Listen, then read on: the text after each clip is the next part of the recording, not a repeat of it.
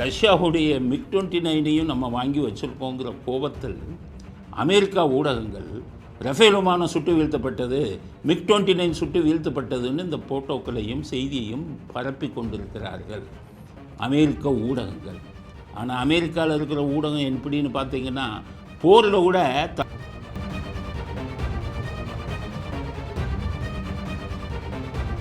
திராவிட இயக்கங்கள் எல்லாம் தேசப்பற்றோட நாட்டு கொடியை ஏந்தி வருவது, இதைத்தான் நாங்கள் எதிர்பார்த்தோம். நீ எவ்வளோதான் வேணாலும் இருந்துட்டு போ, ஆனால் ஒரு இந்தியனாக இரு. எல்லா பேத்துக்கும் இதைத்தான் சொல்கிறேன். தமிழ்நாட்டில் இருக்கிற அத்தனை அரசியல்வாதிக்கும் சொல்கிறேன்.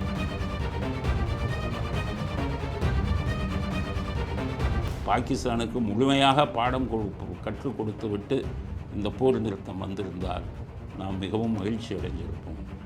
பாகிஸ்தானின் காஷ்மீர், பாகிஸ்தான் ஆக்கிரமித்த காஷ்மீரை நாம் மீட்டு விட்டு இந்த போர் நிறுத்தம் வந்திருந்தால் நாம் மிகவும் மகிழ்ச்சி அடைந்திருக்கலாம். இருந்தாலும் இராணுவ தளபதி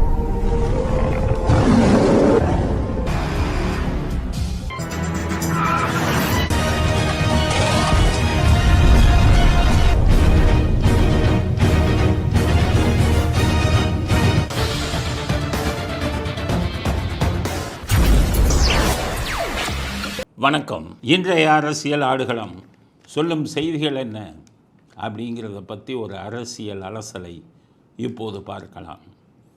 தொடர்ந்து போரை பற்றிய செய்திகள். நேற்று ஒரு பதிவை போட்டிருந்தோம். அதில் சில சந்தேகங்கள், சில பேர் கருத்து தெரிவிச்சிருந்தாங்க. அது சம்பந்தமாக சில விளக்கங்களை கொடுக்கணும். நேற்று நாம் பேசும்போது தலைநகர் ராவல்பிண்டி அப்படின்னு சொல்லியிருந்தோம். எல்லோரும் கேட்டாங்க, என்ன தலைநகர் இஸ்லாமாபாத்து தான் தலைநகருங்கிறது சின்ன பிள்ளை கூட தெரியும். ஆனால் ராவல்பிண்டி தலைநகர் எப்படின்னு கேட்டிங்கன்னா, சீனாவின் இராணுவ தலைநகர் ராவல்பிண்டி தான். இஸ்லாமாபாத் முதல்ல ராவல்பிண்டி தான் பாகிஸ்தானின் தலைநகரமாகவே இருந்தது.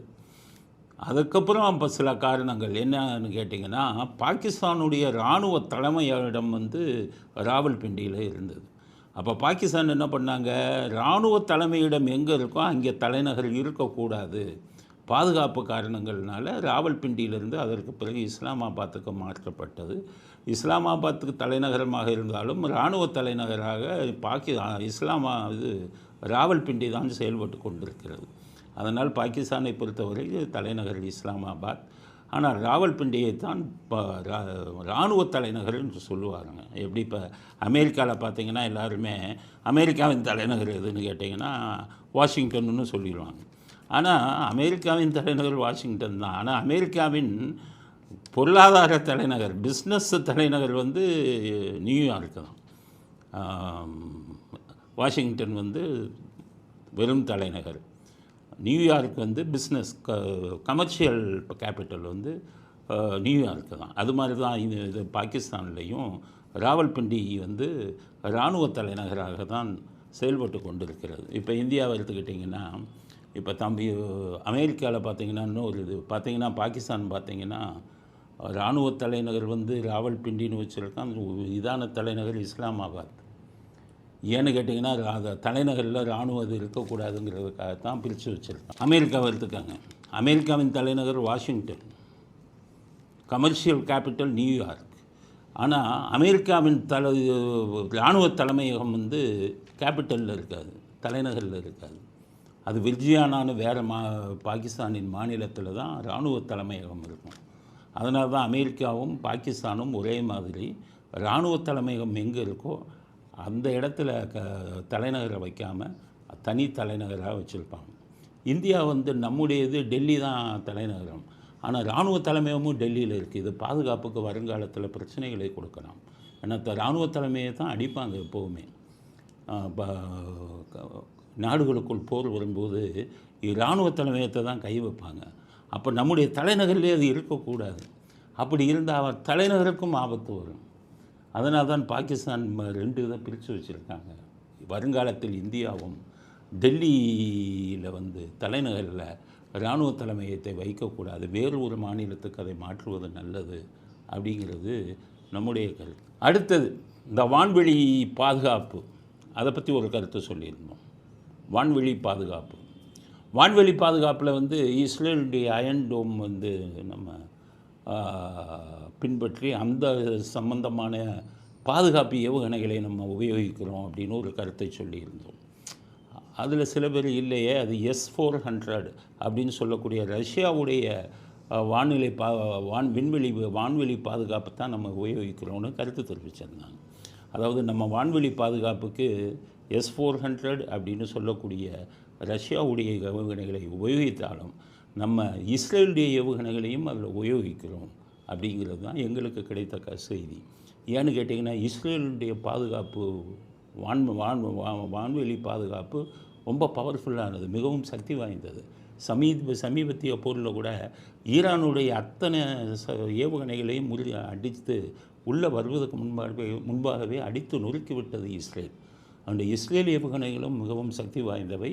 நமது இராணுவத்தில் இஸ்ரேல் ஏவுகணைகளும் மிக வான்வெளி பாதுகாப்புக்கு S-400 மாதிரி ரஷ்ய ஏவுகணைகள் தடுத்து நிறுத்துகிற மாதிரி இஸ்ரேல் ஏவுகணைகளும் உபயோகப்படுத்தப்படுகிறது. ஆனால் இந்திய இராணுவம் அதை வெளியில் சொல்ல மாட்டாங்க. ஏன்னு கேட்டிங்கன்னா, இஸ்ரேல்கிட்டருந்து நம்ம ஏவுகணை வாங்குகிறோம், ஆயுதம் வாங்குகிறோம்னு தெரிஞ்சால் அரபு நாடுகள் நம்மளோட பகையாயிடுவாங்க. அதனால் நம்ம ஈரான்லேருந்து தான் பெட்ரோல்லாம் அதிகமாக வாங்குகிறோம். அரபு நாடுகளின் பகையை சம்பாதிக்கக்கூடாது என்பதற்காக இஸ்ரேலிடமிருந்து நாம் வாங்கும் யுக்திகளை, ஆயுதங்களை இந்தியா எப்போதும் வெளிப்படுத்த மாட்டாங்க. அப்படிங்கிறது தான் உண்மை. இஸ்ரேல் மிக சின்ன நாடுன்னு நினைக்காதீங்க. இஸ்ரேல் அமெரிக்கா, ரஷ்யாவை விட மூளையில் மிக பலம் பொருந்தியவர்கள். ஜூஸ்ன்னு சொல்லுவாங்க அவங்கள. இன்றைக்கி அமெரிக்காவே ஜூஸை பார்த்து பயப்படுவாங்க, இஸ்ரேலை பார்த்து பயப்படுவாங்க அமெரிக்கா. ஏன்னு கேட்டிங்கன்னா, அமெரிக்காவில் இருக்கக்கூடிய விஞ்ஞானிகளில் பெரும்பாலானோர் இந்த இஸ்ரேலை சேர்ந்த ஜூஸ் தான். பென்டகான்னு சொல்லக்கூடிய இராணுவ தலைமையகத்தில் பெரும்பாலானவர்கள் இந்த விஞ்ஞானிகள், இந்த விஞ்ஞான யுக்திகளை, போல் யுக்திகளை கண்டுபிடிப்பவர்கள் மெஜாரிட்டி நிறைய பேர் ஜூஸ் தான். ஆனால் அவங்க ரொம்ப நாட்டுப்பற்று உள்ளவங்க. பார்த்திங்கன்னா, அமெரிக்காவில் இருக்கக்கூடிய மிகப்பெரிய கோடீஸ்வரர்களில் பல பேர் ஜூஸ். அவன் அமெரிக்கா சிட்டிசனாக மாறிடுவான். ஆனால் தன்னுடைய தாய்நாடான இஸ்ரேலுக்கு எப்போவுமே விசுவாசமாக இருப்பான். அதனால் விஞ்ஞானிகள் இந்த போர் இதுகளில் நிறைய யுக்திகளை கண்டுபிடிச்சாலும் தன்னுடைய தாய்நாட்டுக்கு அந்த யுக்திகளை கொடுத்து விடுவார்கள். அதனால தான் இஸ்ரேல் இவ்வளவு போர் யுக்திகளை மிகச்சிறிய நாடாக இருந்தாலும் செய்ய முடிவதற்கு காரணம், அந்த ஜூஸ் உலகத்தில் எந்த பகுதியில் இருந்தாலும் தன் தாய்நாடான இஸ்ரேலுக்கு மிகப்பெரிய உதவிகளை செய்வாங்க. இஸ்ரேலை சாதாரணமான சொல்லக்கூடாது. இஸ்ரேல் மிகப்பெரிய ஒரு யுக்தி உள்ள ஒரு நாடு, மிகச்சிறிய நாடாக இருந்தாலும் அதற்கு காரணம் அதன் குடிமக்கள் ஜூஸ் தான். வெளிநாடுகள் போய் சிட்டிசன் ஆனாலும் அந்த நாட்டை மறக்க மாட்டாங்க. அவ்வளவு யுக்திகளை வைத்திருக்கிறார்கள் இஸ்ரேல். அதனால்தான் அந்த வான்வெளி பாதுகாப்புக்கு இஸ்ரேலினுடைய இதையும் இந்தியா உபயோகித்து கொண்டிருக்கிறது. அப்படிங்கிறது தான் உண்மை.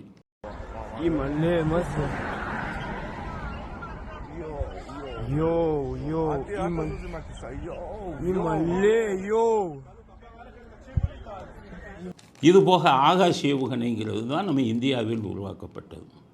அதுக்கடுத்தது நேற்று போட்ட ஒரு வீடியோ, அது பேசுவது மட்டும் நான், இந்த வீடியோக்களை போடுவது அதுக்கு தனி இவங்க இருக்காங்க, ஸ்டாஃப் மெம்பர்ஸ்.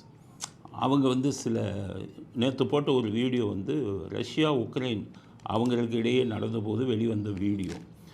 அது இதிலே பிடிஐயிலே அது ஃபேக் வீடியோன்னு போட்டாங்க. அது தவறுதலாக நேற்று அந்த வீடியோ போடப்பட்டிருக்கிறது அப்படிங்கிறது அடுத்த செய்தி.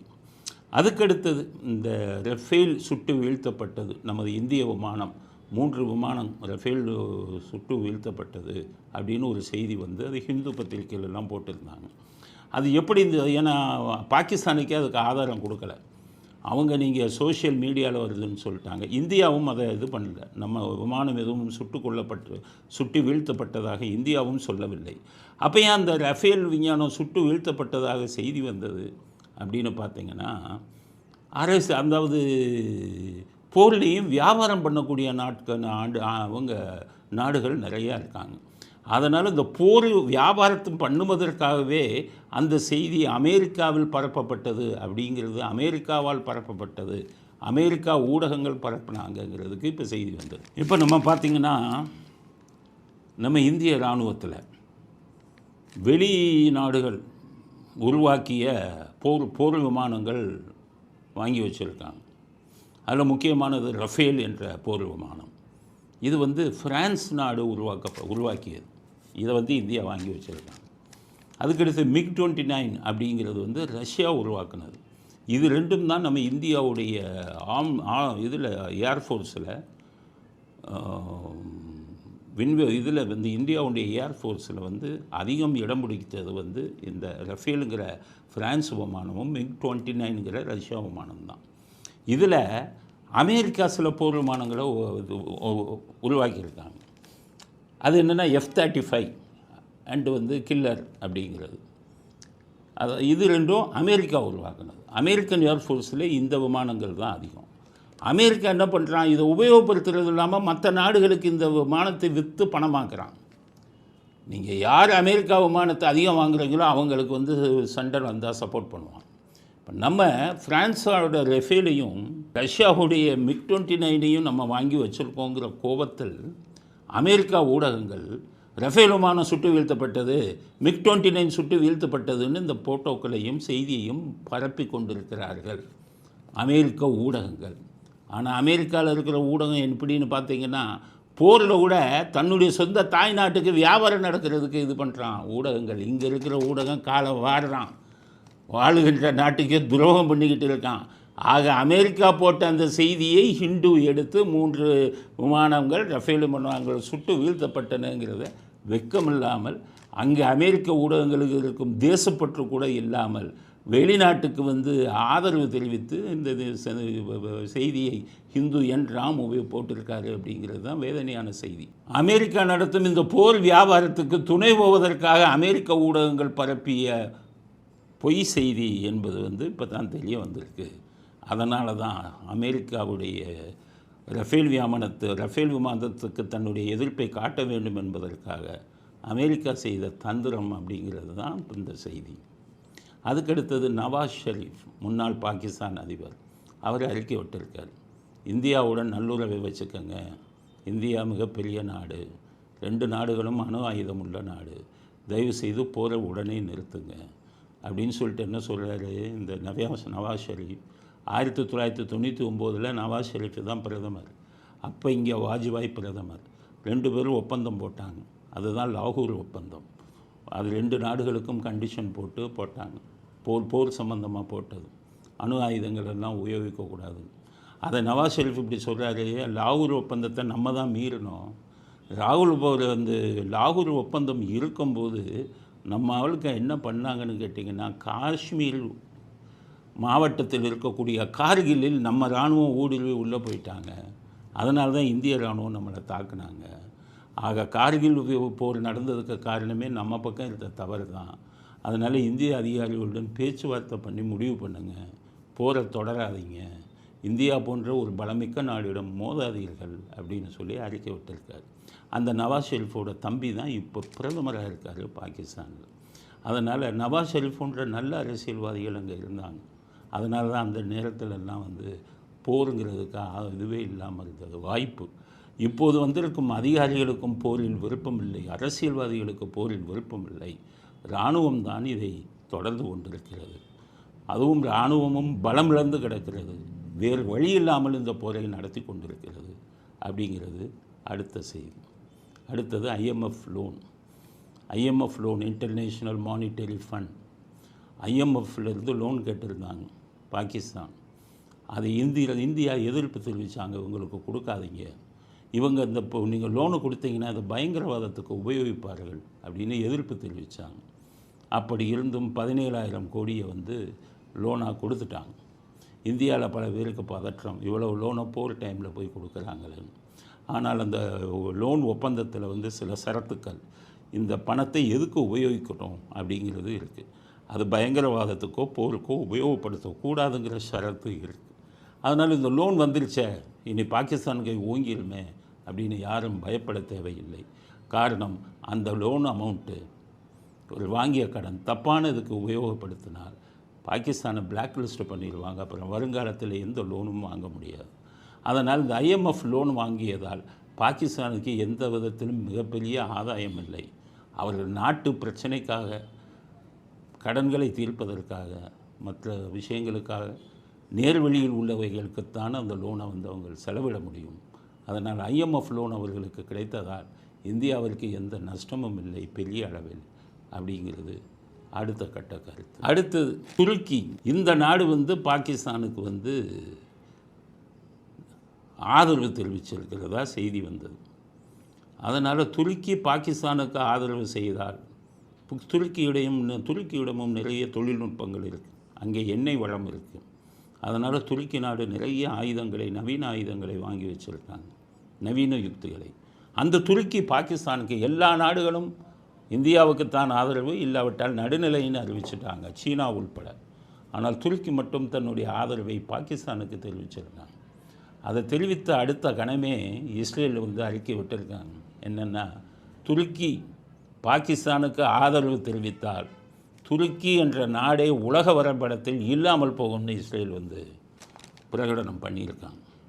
அதனால் இஸ்ரேலை பார்த்தா துருக்கி பயப்படுவாங்க.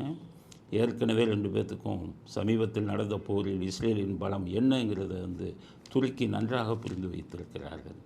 அதனால் இஸ்ரேலுக்கு இந்திய மக்களின் சார்பாக நாம் நன்றியை தெரிவித்துக் கொள்கிறோம். அதனால் இஸ்ரேலின் மேல் இருக்கும் பயத்தினால் துருக்கி இந்த யுத்தத்தில் நேரடியாக இறங்குவதற்கு வாய்ப்பு குறைவு அப்படிங்கிறது அடுத்த கட்ட செய்தி. அடுத்து அஸ்ஸாம் முதலமைச்சர் ரேவந்த் ரெட்டி தெலுங்கானா முதலமைச்சர் அடித்தார் இல்லை, அடிங்க பாகிஸ்தானு, பழிக்கு பழி வாங்குங்கள் அப்படின்னா உமர் அப்துல்லாவும் அதை அடிங்கன்னு தான் சொன்னார். அதனால் அடுத்து இப்போ 3வது இதில் சேர்ந்திருக்காரு அஸ்ஸாம் முதலமைச்சர். அவர் ஒரு ஸ்டெப்பு அதிகம் போயிட்டார். அஸ்ஸாம் முதலமைச்சர் என்ன பண்ணிட்டார், அவங்க மாநிலத்தில் 23 பேர் இந்தியாவுக்கு எதிராக பேசினவங்களை கைது பண்ணி உள்ளே போட்டார். ஸ்டாலின் செய்வாரா? நம்ம இந்தியாவுக்கு எதிராக இங்கே பேசிக்கிட்டு இருக்கிற அத்தனை பேரையும் கைது பண்ணி உள்ளே போடுவாங்களா ஸ்டாலின்? அஸ்ஸாம் முதலமைச்சர் இதில் வேலையை ஸ்டாலின் செய்யணும். உங்கள் கூட்டணி கட்சியாக இருந்தாலும் எல்லாத்தையும் பிடிச்சி உள்ளே போடுங்க. இதுவரை யார் யார் பேசியிருக்கான்னு நாங்கள் லிஸ்ட்டு கொடுக்குறோம். அத்தனை அரசியல்வாதிகளும் மனசாட்சி இருந்தால் ஸ்டாலின் பிடிச்சி உள்ளே போடணும். அஸ்ஸாம் முதலமைச்சருக்கு இருக்கக்கூடிய ஒரு தேசப்பற்று உங்களுக்கு இருக்கா அப்படிங்கிறது நம்ம பார்க்கலாம்.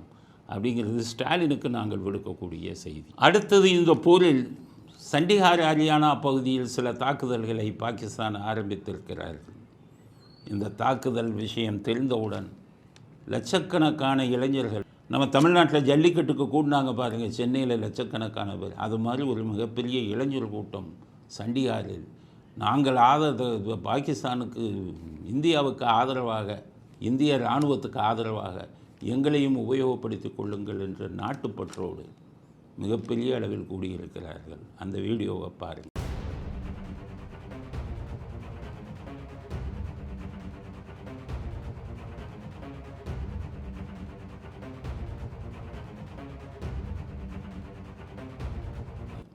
இந்த வீடியோவை இவருக்கு திருமாவளவனுக்கும் வைகோவுக்கும் டிஆர் பாலுவுக்கும் கனிமொழிக்கும் இந்த தேசத்தைக்கு எதிரானவர்கள் அத்தனை பேரும் இதை பார்க்கணும் அப்படிங்கிறது தான் எங்களுடைய இது. முடிந்தால் சம்பந்தப்பட்டவர்கள் இந்த வீடியோக்களை எல்லாம் அந்த குறிப்பிட்ட தலைவர்களுக்கும் ஸ்டாலினுக்கும் அனுப்பி வைங்க அப்படிங்கிறது நம்முடைய அடுத்த கட்ட கருத்து.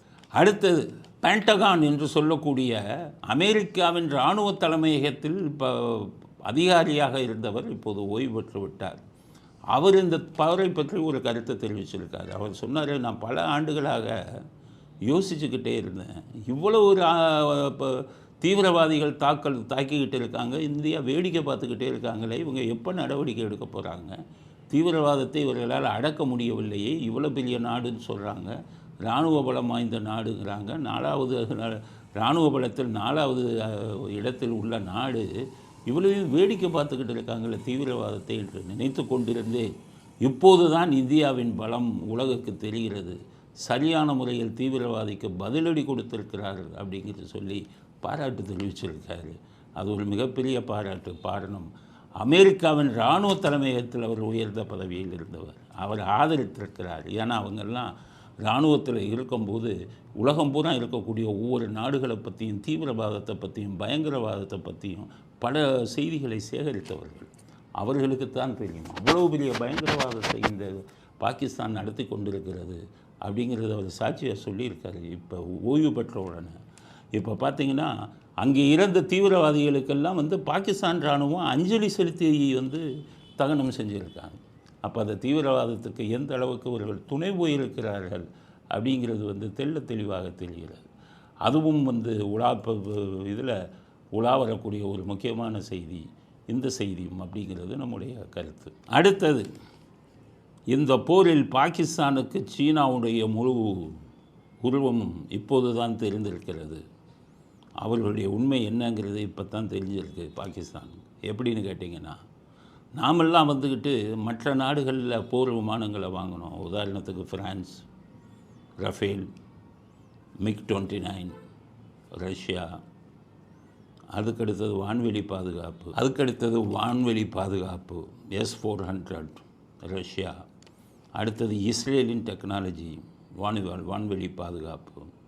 உள்ளதிலேயே நாடுகளிலேயே உலகத்திலேயே மிக சக்தி வாய்ந்த ஆயுதங்களை, சக்தி வாய்ந்த ஏவுகணைகளை நம்ம உருவாக்கி நம்ம வாங்கியிருந்தோம். ஆனால் சைனாவுடைய ஆயுதத்தை தான் அவங்க முழுமையாக நம்பினார்கள் பாகிஸ்தான். இப்போ பல சீனாவிலிருந்து வாங்கப்பட்ட ஏவுகணைகள் உடைக்கப்பட்டு தடுக்கப்பட்டு விழுந்து நொறுங்கி கிடக்கு.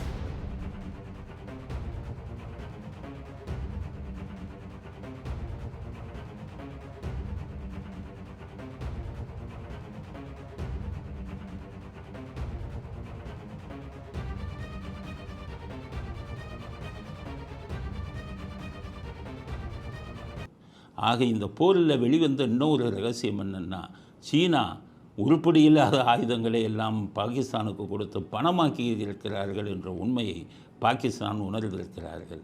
எப்போதுமே சீனா பொருட்கள் விலை கம்மியாக இருக்கும், குவாலிட்டி இருக்காது. இதில் சொல்லுவாங்க யூஸ் அண்ட் த்ரோ, உபயோகிச்சுட்டு தூக்கி போடணும். இதுதான் சைனா பொருட்கள். அந்த சைனா பொருட்கள் எப்படி இருந்ததோ, ஆனால் சைனா என்ன பண்ணுவான், தனக்கு வச்சுக்கிறத நல்ல ஆயுதங்களை வைத்து விடுவான். வெளிநாடுகளுக்கு விற்கும்போது ஒன்றுக்கும் லாயக்கு இல்லாத ஆயுதங்களை கொடுத்து ஏமாற்றி விடுவார்கள். அப்படிங்கிறது இதில் விழுந்து கிடந்த, சுடப்பட்டு தாக்கப்பட்டு விழுந்து கிடந்த ஏவுகணைகள் எல்லாம், பாகிஸ்தானின் ஏவுகணைகள் எல்லாம் சைனாவிலிருந்து வாங்கப்பட்டவை. இதிலிருந்து என்ன தெரியுதுன்னா, நம்ம மிலிட்டரியை பாராட்டணும், நம்ம அரசியல்வாதிகளை பாராட்டணும். இப்போ ராகுல் காந்தி இருந்தார், அப்போ பார்த்து போஃபார்ஸ் அப்படின்னு சொல்லி பீரங்கிகளை வாங்கினாங்க. அதில் மிகப்பெரிய ஊழல் நடந்ததாக செய்தி அது பெரிய பிரச்சனையாச்சு. போஃபார் ஆயுதம் நம்ம நாட்டுக்கு வாங்குகிற ஆயுதத்தில் போய் ஊழல் பண்ணலாமா? அப்போ இராணுவத்துடைய இது என்ன ஆகும்? இராணுவத்தோடு இதுவே இல்லாமல் போயிருமே, பலமே குறைஞ்சி போயிருமே. எதில் ஊழல் பண்ணுறதுங்கிறது நம்ம யோசிக்க வேணாமா? அதனால் நம்ம அரசியல்வாதிகளை இதில் பாராட்டணும். இராணுவ தளவாடங்களை வாங்கும்போது அதில் எந்த லஞ்சமும் இல்லாமல் தரமான இராணுவ தளவாடங்களை இந்தியா வாங்கி இருக்கிறது. ஃப்ரான்ஸ்லேருந்து வாங்கியிருக்கான், ரஷ்யாட்டிலேருந்து வாங்கியிருக்கான், சக்தி வாய்ந்தது இஸ்ரேல்கிட்டேருந்து கொண்டு வந்திருக்கான். உள்நாட்டில் உருவாக்குனதும் ஒரு சக்தி வாய்ந்த இவங்களை உபயோகிச்சு உருவாக்கியிருக்காங்க. பாகிஸ்தான் சீனாவை நம்பினான். தரமில்லாத ஒரு ஆயுதங்களையும், தரமில்லாத யுக்திகளையும், தரமில்லாத போர் விமானங்களையும் வாங்கி வான்வெளி பாதுகாப்பில்லை. அப்படிப்பட்ட ஒரு சூழ்நிலை வந்ததுக்கு காரணமே தரமற்ற பொருட்களை பாகிஸ்தான் வாங்கி இருக்கிறார்கள். நல்ல வேளை நமது அரசியல்வாதிகள் தலையிடாமல் இராணுவ அதிகாரிகளின் பரிந்துரையை ஏற்று மிகச்சிறந்த இராணுவ ஆயுதங்களையும் இராணுவ யுக்திகளையும் நமது இராணுவத்தில் சேர்த்திருக்கிறார்கள் என்பது நாமெல்லாம் மகிழ்ச்சி அடையக்கூடிய ஒரு விஷயம். அப்படிங்கிறது அடுத்த கட்டது. அதற்கடுத்த விஷயம், போர் நடந்துக்கிட்டு இருக்கும்போது ஜோசியம் பார்க்க ஆரம்பிச்சிட்டாங்க நிறைய பேர் ஜோசியம் சொல்கிறாங்க. பெரிய வேடிக்கை என்னென்னா, நம்ம ஜோசியர்கள் இருக்காங்களே எல்லாத்துக்கும் ஜோசியம் சொல்கிறாங்க. அதாவது ஜோசியம் அப்படிங்கிறது ஒருத்தர் பிறந்த நேரம், ஒருத்தர் பிறந்த நாள், ஒருத்தர் பிறந்த நட்சத்திரம், இது மாதிரி பல விஷயங்களை வச்சு தான் சொல்லுவாங்க. தனி மனிதர்களுக்கு தான் ஜோசியம் சொல்லுவாங்க. ஆனால் நம்ம ஜோசியக்காரங்கெல்லாம் நாட்டுக்கே சொல்கிறாங்க, உலகத்துக்கே சொல்கிறாங்க. என்னமோ இதுபடி தான் நடக்கும். ஒரு நாட்டுக்கு பிறந்த நேரம், பிறந்த இதை எப்படி கணிப்பாங்க? கணிக்கிறதுனா ஒருத்தன் சொல்கிறான் 1947 ஆகஸ்ட் 15 தான் இந்தியாவுக்கு சுதந்திரம் கிடைச்சதான், நள்ளிரவு. அந்த தேதியை வச்சு இந்தியாவுக்கே ஜாதகம் எழுதிட்டான் நம்மால். இது மாதிரி அப்போ அதுக்கு முன்னாடி இந்தியா இல்லையா? இல்லை, பிறந்த அது இந்தியா உதித்த நாள், சுதந்திரம் அடைஞ்சது தான் பிறந்தது மாதிரி. இது மாதிரி ஒவ்வொருத்தன் பார்லிமெண்ட்டு எலெக்ஷன் தான் சொல்கிறான், இத்தனை சீட்டு வருமா, இத்தனை சீட்டெல்லாம் எப்படியா ஜோசியத்தில் தெரியும்னா என்னத்தை அடித்து விட்டுக்கிட்டு இது பண்ணிக்கிட்டு இருக்கான். இப்போ பார்த்தீங்கன்னா நிறைய பேர் ஜோசியம் சொல்கிறான். ஆம்ஸ்டர்டாம் சொல்லியிருக்காருங்கிறாங்க. அதை வச்சு இந்தியாவில் ஒரு மிக பிரபல ஜோதிடர் சொன்னார், உலகப்போர் வரும், உலகப்போர் வரும்னு. அது போன வருஷமே சொன்னார் 24. ஒரு உலகப்போர் வரல, ஒன்றும் வரல. இப்போ தமிழ்நாட்டில் எல்லாம் சொல்லிக்கிட்டே இருக்காங்க என்னென்னா, இது நடக்கும், அது நடக்கும், 1.5 வருஷம் போர் போகும், இன்னும் ஒரு 2 இந்தியா வந்து பொருளாதாரத்தில் பிரச்சனை ஆயிடும் இப்படின்லாம் நிறைய பேர் சொல்கிறாங்க. ஆனால் ஜோசியம் இந்த மாதிரி சண்டை நடக்கும்போது ஜோசியம் எதை வச்சு சொல்லணும்னா, நாட்டை வச்சோ இதை வச்சோ சொல்ல முடியாது. நாட்டுக்கு தலைமை தாங்கி யார் நிற்கிறார்களோ அவங்களுடைய ஜாதகத்தை வச்சு தான் நீ ஜோசியம் சொல்ல முடியும். இது என்னுடைய கணிப்பு. ஓரளவு எனக்கு அடிப்படை ஜோசியம் தெரிஞ்சதுனால சொல்கிறேன். நான் வெறும் ஜோசியத்தை மட்டும் பார்க்க மாட்டேன், சங்கீதத்தை மட்டும் பார்க்கக்கூடாது, இங்கீதத்தையும் பார்க்கணும்னு பழமொழி சொல்லுவாங்க. அன்றைக்கி ஜோசியம் பார்க்கும்போது நடைமுறையில் என்ன நடந்துக்கிட்டு இருக்கிறதோ அதை வச்சு தான் நீங்கள் ஜோசியத்தை கணிக்கணும். நடைமுறையில் என்ன நடக்குது. அந்த காலத்து ராஜாக்கள்லாம் இன்னொரு நாட்டுக்கு ராஜாவில் படையெடுக்கும்போது அந்த நாட்டுக்கோட ஜாதகத்தை எடுத்து படையெடுக்க மாட்டான், அந்த நாட்டு ராஜாவுடைய ஜாதகத்தை எடுத்து தான் படையெடுத்து போவான். இப்போ போனால் ஜெயிச்சிடலாம் அப்படின்னு. அதனால் இப்போ நம்ம எதை பார்க்கணும் அப்படின்னு கேட்டிங்கன்னா, நாட்டை ஆடுறவங்களுடைய ஜாதகத்தை பார்க்கணும். இப்போ நம்ம நாட்டை மோடி ஆண்டுக்கிட்டு இருக்காரு. ஏன் அந்த போர் வந்தது? போர் வந்து 2 பக்கமும் இதுன்னு குண்டு வெடிக்குது. அப்போ நம்ம நாட்டுக்கு யாரை வச்சு பார்க்கணும்? மோடியோட ஜாதகத்தை பார்க்கணும். மோடிக்கு இப்போ என்ன தசை போயிட்டு இருக்குன்னா, செவ்வாய் தசை போயிட்டு இருக்கு. அவர் ஜாதகத்தின்படி பார்த்தீங்கன்னா ஒரு ஜாதகம் வந்திருக்கு, மோடி ஜாதகம்னு. அதை பார்த்தா மோடிக்கு செவ்வாய் தசை போயிட்டு இருக்கு. செவ்வாய்ங்கிறது என்ன தெரியுமா? காவல்துறை, இராணுவம். இந்த செவ்வாய் தசை இருக்கிறவங்க நிறைய பேர் பார்த்தோன்னா இராணுவத்தில் அதிகாரியாக இருப்பான். செவ்வாய் மிக பலமாக இருந்தால் இராணுவ தளபதியாக இருப்பான். செவ்வாய் மிக பலமாக இருந்தால் இங்கே காவல்துறையில் போனால் டிஜிபி ஆகிடுவான். ஒருத்தர் வந்து இராணுவத்திலையும் காவல்துறையிலையும் மிகப்பெரிய அளவு ஜெயிக்கணும்னா செவ்வாய் பலம்தான் முக்கியம். செவ்வாய் தான் அதை வந்து நிர்ணயிக்கும். அது மட்டும் இல்லை, இந்த செவ்வாயில் பெரிய ஆள் இருக்கிறவன் இப்போ ரியல் எஸ்டேட்லாம் இருந்து மிகப்பெரிய கோடீஸ்வரன் ஆயிடுவான். நிலம் சம்பந்தப்பட்டது அதுவும் செவ்வாய் தான் தீர்மானிக்கும். ஆக நிலம் சம்பந்தப்பட்டதை தீர்மானிக்கக்கூடிய செவ்வாய், இராணுவத்தை பலத்தை தீர்மானிக்கக்கூடிய செவ்வாய், காவல்துறை பலத்தை தீர்மானிக்கக்கூடிய செவ்வாய். அந்த செவ்வாய் திசையில் நம்ம நாட்டு பிரதமருக்கு வந்து போர் வந்திருக்கு.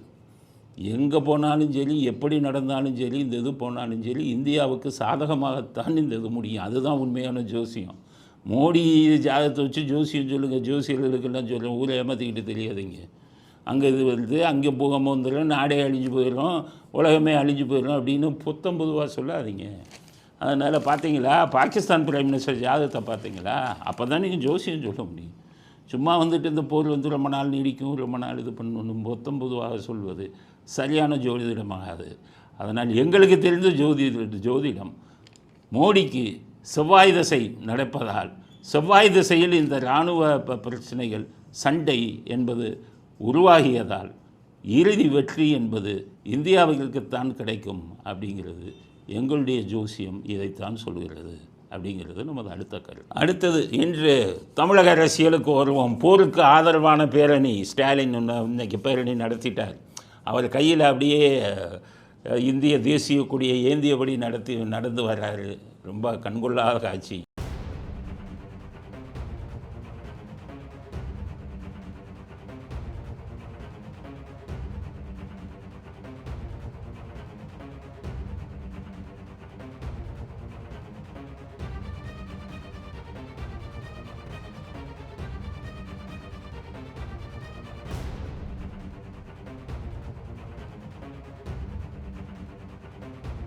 திராவிட இயக்கங்கள் எல்லாம் வந்து தேசப்பற்றோட நாட்டு கொடியை ஏந்தி வருவது, இதைத்தான் நாங்கள் எதிர்பார்த்தோம்.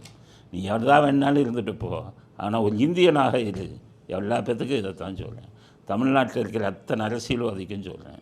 நீ எந்தெந்த கட்சியோ எந்தெந்த ஜாதியோ இருந்துக்க, ஜாதி பேரில் கட்சியை ஆரம்பிச்சுக்க, மதத்தின் பேரில் கட்சியை ஆரம்பிச்சுக்க, வேறு ஒரு இனத்தின் பேரில் கட்சியை ஆரம்பிச்சுக்கங்க. திராவிடம் இது என்ன வேணாலும் சொல்லிக்க, ஆனால் நீ அடிப்படையில் ஒரு இந்தியனாக இரு. அதைத்தான் நாங்கள் விரும்புகிறோம். அப்படி ஒரு திராவிட இயக்கத்தின் தலைவர் ஒருவர் தேசிய கொடியை தூக்கி பிடித்து கொண்டு நடந்து வரும் பேரணி கண்கொள்ளா காட்சி அப்படிங்கிறது. ஆனால் அந்த கூட இருக்கிறவங்களே வரட்டுங்க. இன்றைக்கி கூட திருந்துற மாதிரி இல்லை. திருமாவளவன் என்ன சொல்லியிருக்காரு, போரை நிறுத்திடுங்க அப்படிங்கிறார். நல்ல விஷயம். எதுக்கு அது சொல்கிறாருன்னா, எல்லையோரத்தில் இருக்க மக்கள்லாம் பாதிக்கப்படுவாங்களாம். தமிழ்நாட்டில் இருக்கிற மக்களை பற்றியே கவலைப்படாமல் ஜாதி பேரில் கட்சி ஆரம்பித்து ஜாதி வன்மத்தை தூண்டி விட்டு உங்களால் எத்தனை ஆணவ கொலைகள்லாம் நடந்தது யோசிச்சு பாருங்கள். இப்போ தமிழ்நாட்டில் இருக்கிற தமிழர்களே தமிழ் மக்களை நீங்கள் இப்போ நேசிச்சிங்களா? தமிழ் மக்களுக்குள்ளேயே ஜாதி என்ற பிரிவை வைத்து ஜாதி பிரிவை உருவாக்கி பல பிரச்சனைகளை உருவாக்கிய நீங்கள் இந்திய இதில் எல்லையோரத்தில் இருக்கக்கூடிய மக்களை பற்றி பேசுவதற்கும் சிந்திப்பதற்கும் உங்களுக்கு என்ன தகுதி இருக்கிறது? அதனால தான் சொல்கிறேன், திருமாவளவனையும் சொல்கிறேன், நீங்களும் தேசிய கொடியை தூக்கி பிடிக்கும் காலம் விரைவில் வரும். ஸ்டாலின் இவர்களை எல்லாம் திமுக கூட்டணியில் இருந்து அடித்து விரட்ட வேண்டும். இவர்களை எந்த வகையிலும் இது பண்ணக்கூடாது. ஒரு வேளை போர் என்பது தொடர்ந்து வந்துருச்சுன்னா அப்போ ஸ்டாலின் இவர்களெல்லாம் கட்சியை விட்டு வளர்க்கணும், இவர்களெல்லாம் கைது செய்யணும். இந்திய இறையாண்மைக்கு எதிராக யார் யார் பேசினாங்களோ அவர்களை கைது செய்ய வேண்டும் என்ற கருத்தை சொல்லி கொண்டிருக்கும் அதே வேளையில் நமக்கு இப்போது கிடைத்திருக்கும் ஒரு செய்தி சொல்லும் விஷயம் என்னவென்றால், தற்காலிகமாக போர் நிறுத்தம் அப்படிங்கிற செய்தி இப்போது வந்திருக்கிறது. இந்தியாவும் பாகிஸ்தானும், இந்திய இராணுவ அதிகாரிகளும் பாகிஸ்தான் இராணுவ அதிகாரிகளும் டெலிஃபோன் மூலமாக பேசிய பேச்சின் அடிப்படையில் தற்காலிகமாக யுத்தம் நிறுத்தப்பட்டு மீண்டும் மே 12ஆம் தேதி 12 மணி அளவில் அடுத்த முடிவு எடுக்கப்படும் என்று இருதரப்பினரும் பேசி முடிவெடுத்திருப்பதாக ஒரு செய்தி வந்திருக்கிறது. நல்ல செய்தி. இருந்தாலும் பாகிஸ்தானுக்கு முழுமையாக பாடம் கற்றுக் கொடுத்து விட்டு இந்த போர் நிறுத்தம் வந்திருந்தால் நாம் மிகவும் மகிழ்ச்சி அடைஞ்சிருப்போம். பாகிஸ்தான் ஆக்கிரமித்த காஷ்மீரை நாம் மீட்டு விட்டு இந்த போர் நிறுத்தம் வந்திருந்தால் நாம் மிகவும் மகிழ்ச்சி அடைந்திருக்கலாம். இருந்தாலும் இராணுவ தளபதிகள் என்ன முடிவெடுக்கிறார்களோ அதை நம்ம ஒத்துக்கொண்டு தான் ஆக வேண்டும். காரணம், அவர்களுக்கு பல விஷயங்கள் தெரியும். இந்நேரம் நீங்கள் பார்த்தீங்கன்னா உலகத்தில் இருக்கக்கூடிய அத்தனை நாடுகளும் ப்ரெஷர் கொடுத்துருப்பாங்க இந்தியாவுக்கு, நிறுத்திடுங்க. ஏன்னு கேட்டிங்கன்னா முன்னாடியெல்லாம் எவ்வளவு சண்டை போட்டாலும் கண்டுக்க மாட்டான். அமெரிக்காவுக்கும் வியட்நாமுக்கும் வருஷ கணக்கில் சண்டை நிறுத்திக்கிட்டு இருந்தது, உலகத்தில் எவனும் கண்டுக்கலை. ஆனால் இன்றைக்கி எப்படின்னு கேட்டிங்கன்னா ஒருத்தரை நம்பி இன்னொருத்தர் இருக்கான். வர்த்தகம், இன்னொரு நாடு போர் வந்தால் போச்சே பெட்ரோல் பஞ்சம் வந்துடுமேனு பயப்படுறான், போர் வந்தால் போச்சே விலைவாசி ஏறிடுமேனு பயப்படுறான், போர் வந்தால் வர்த்தகம் பாதிக்குமே இப்போ சைனா பயப்படுறான், இவங்க போர் செஞ்சிங்கன்னா நம்ம வர்த்தகம் போயிருமாடான்னு அமெரிக்கா பயப்படுறாங்க. இவங்க இந்தியா பெரிய நாடு, பெரிய வர்த்தகம் நடக்குது, போர் வந்தால் பாதிக்குமென்னு ஒவ்வொருத்தரும் பயப்பட ஆரம்பித்து இந்தியாவிற்கு மிகப்பெரிய அழுத்தத்தை கொடுத்து கொண்டு இருக்காங்க. நிறுத்திடுங்கன்னு. அதன் அடிப்படையில் ஒரு வேளை நிறுத்தியிருக்கலாம், போர் நின்றிருக்கலாம். ஆனால் இந்த போருக்கு மூலம் ஒரு நிரந்தர தீர்வு வந்தால்தான் நம் நாட்டுக்கு நல்லது அப்படிங்கிறத இறுதி செய்தியாக பதிவு செய்ய விரும்புகிறோம். இத்துடன் இன்றைய அரசியல் ஆடுகளம் நிறைவு பெறுகிறது. மீண்டும் நாளை புதிய செய்திகளுடன் உங்களை சந்திக்கிறோம். நன்றி, வணக்கம், ஜெய்.